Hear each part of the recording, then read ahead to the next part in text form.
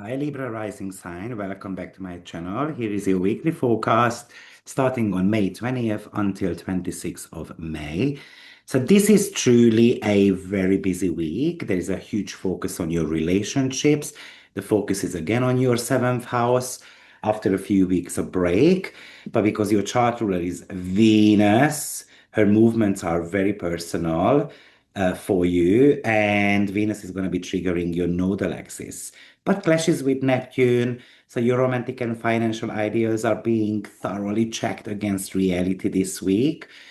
With the nodal axis sitting at the final degrees of your 6th and 12th house, your entire daily operational routine, health, your subconscious blind spots are undergoing quite a final cosmic audit this week as well.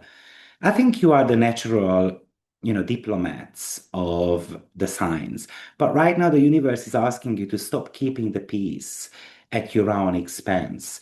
So from May 20th onwards, we are hitting kind of like a massive karmic crossroad. The nodes of fate are sitting at the final critical degrees of your 6th and 12th house. This means your daily habits, your physical health, your deepest subconscious patterns are up for review. The personal planets are about to trigger this axis like a tripwire, forcing you to look at where you have been playing the role of the martyr. So let's go day by day through every single transit, shaking up your chart this week. And if you're still trying to micromanage your worries or sacrifice your daily well-being, let's say for a relationship illusions, the sky is about to break that loop. So let's look at your blueprint. Very first up is Mars in Taurus, in a harmonious sextile to Venus in the sign of Cancer, which is your 10th house. So this is going to be triggering, bringing together your 8th and 10th house. And that's quite supportive. I mean, Mars in Taurus um, is about establishing finances or making efforts to be able to pay off your debts, for example, or trying to sort out your finances, or you're trying to get more money in somehow.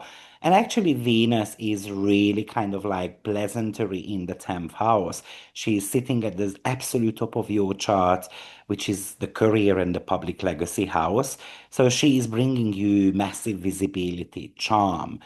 Mars in your eighth house is trying to give you that steady, like that drive to handle financial logistics, investments.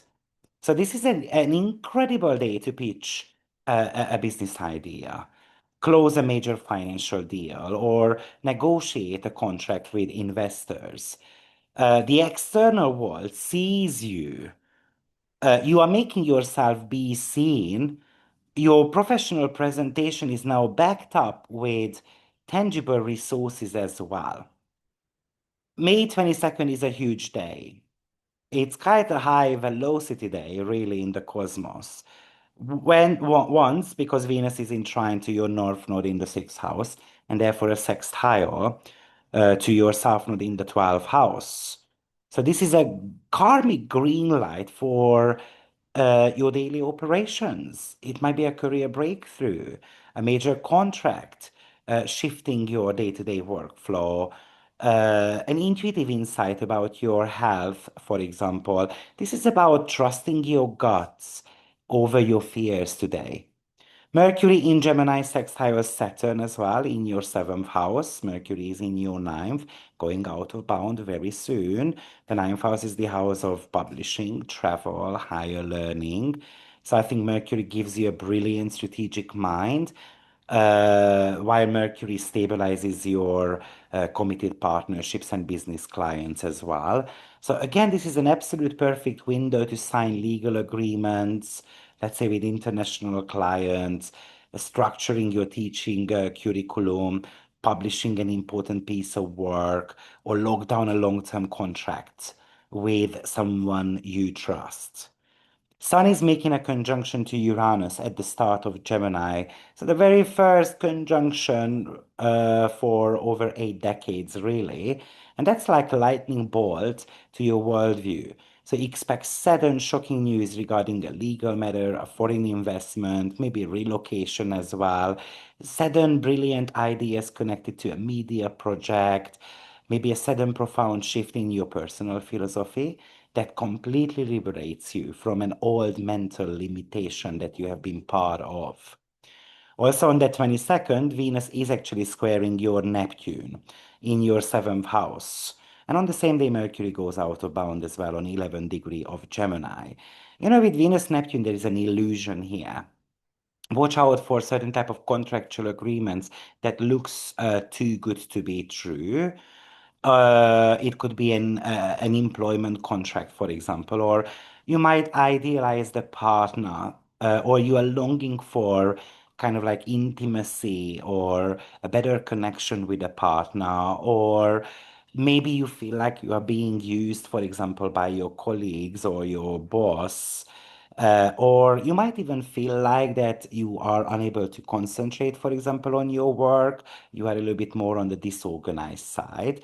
So this is not necessarily, though, a super good day from that point of view to sign a contractual agreement or making a lot of promises, because people might be making promises to you or you might be making them, but we need to be waiting for the fog to lift.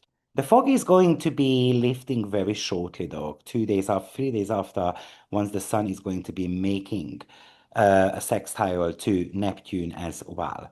Now, like I said, Mercury goes out of bound until June 14th. The planet of communication is operating off the grid, really in your ninth house. So your ideas, opinions, marketing strategies might become more wild, more brilliant. You seem to be thinking completely outside the box.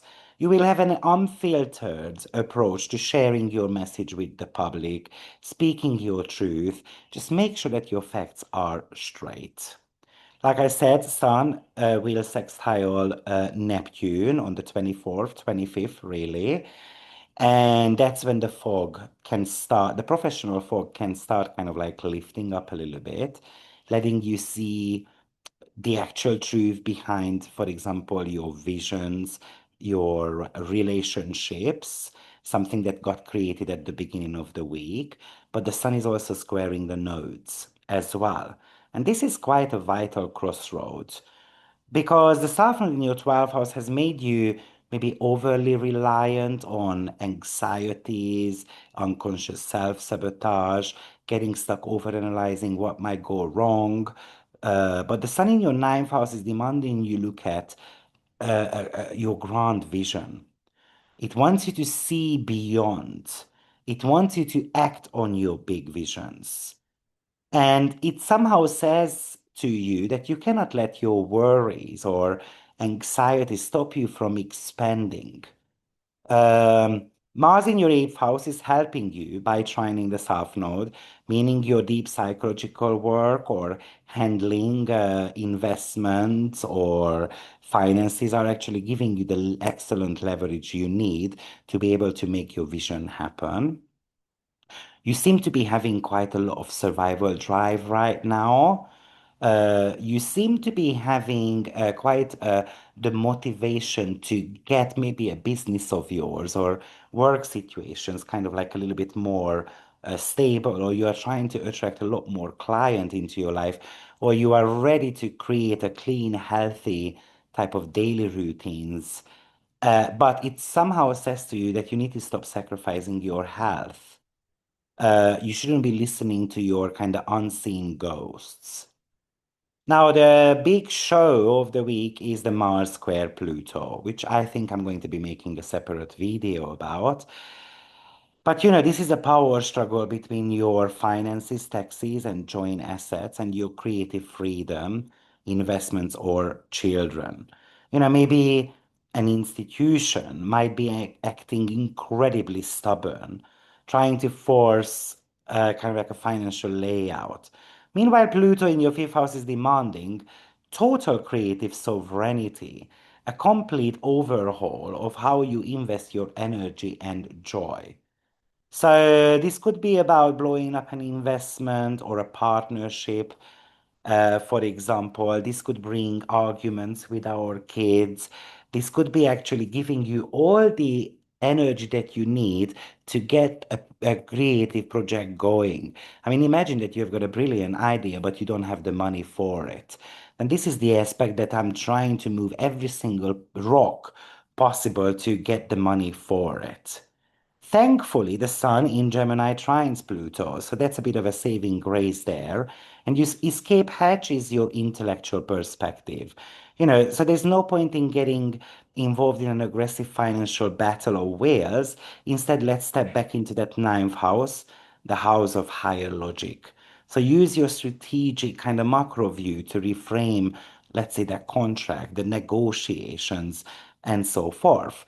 Mars-Pluto can really talk to us about intimacy issues as well.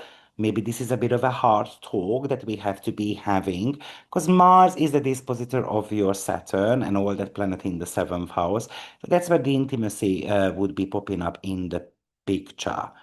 But also, this could be a bit of a confrontation with a client of yours as well.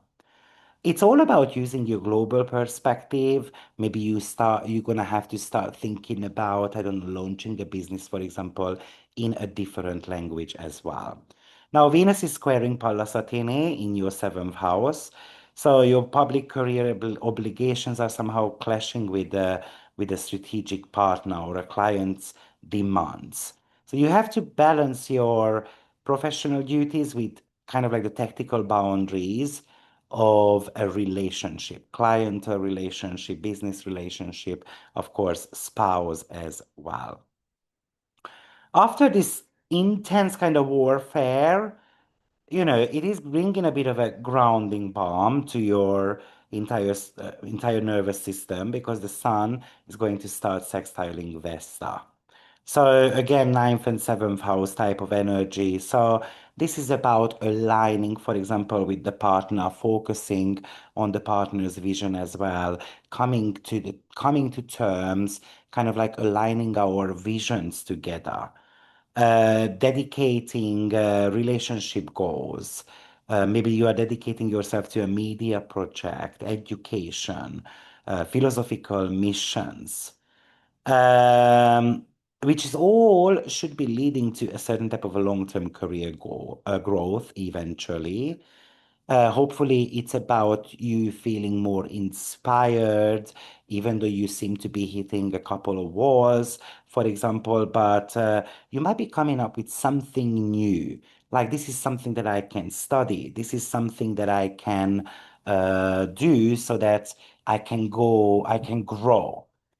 Now, remember that these are just kind of like initiations of what is about to come because June is going to be a big month. In June, Uranus will be squaring the nodes. So now all the personal planets are squaring the nodes, but it feels like this is just paving the path for Uranus to kind of allow that breakthrough. Maybe, from that unexpected mental shocks of Sun Uranus conjunction to that intense financial battles of Mars and Pluto, is just trying to show you exactly where you are compromising your own well-being, potentially out of fear. It feels like you don't want to rock the boat. So the universe is demanding that you clear this clutter of your private anxieties, maybe designing a daily schedule that actually honors your body, your brilliant mind, so that next month Uranus is going to be able to create that massive uh, potential expansion for you. So you have got a bit of a sorting out to do in the next few weeks, and then June can bring you a professional breakthrough. So tell me in the comments what old habit of sacrificing your own health or routine, maybe to keep a client or a partner happy, are you ready to drop this week? I would like to invite you to subscribe, to hit that subscribe button, and stand tall in your professional value. And I would like to see you in my next forecast next week as well. Actually, one other thing that I wanted to mention for you before I let you go, because Mars, I think it tries to encourage you to it wants to encourage you to go after something that is meant to be yours. You know, you might be having some hidden ambitions here that you have kind of disregarded. This week is really about boosting your professional image. This is very much about connecting, making professional connections and relationships.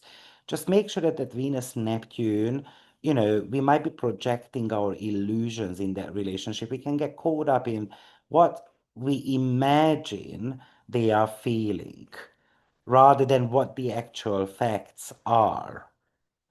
But surely, um, this is somehow an invitation that you are meant to be doing something that you truly enjoy with Venus in the 10th house and then trining the North Node. So you're going to have to figure out this week whether you feel like you are on the right path. You know, with Mercury squaring the nodes, but then very much supported Neptune, you know, in the previous week. It really feels like that certain type of um, secrets or certain type of opinions of others or of yours, you're gonna kind of have to make a choice here whether I'm gonna get stuck in a certain type of worldview or I'm going to be able to move forward. Mercury did that last week, but now the sun is going to be spotlighting exactly the same nodal axis. And it feels like that you are going to be able to kind of hopefully make the right decision. You know, maybe it's about having to talk about something, but I'm just going to let it go. And I think Mercury sextile Saturn says that we shouldn't be letting go. We have to be having the hard conversations sometimes. And then something is going to get revealed to me that maybe is super shocking. It could be brutal as well, but at the same time, it's a enlightenment. So good luck, and I will see you next week. Take care. Bye bye.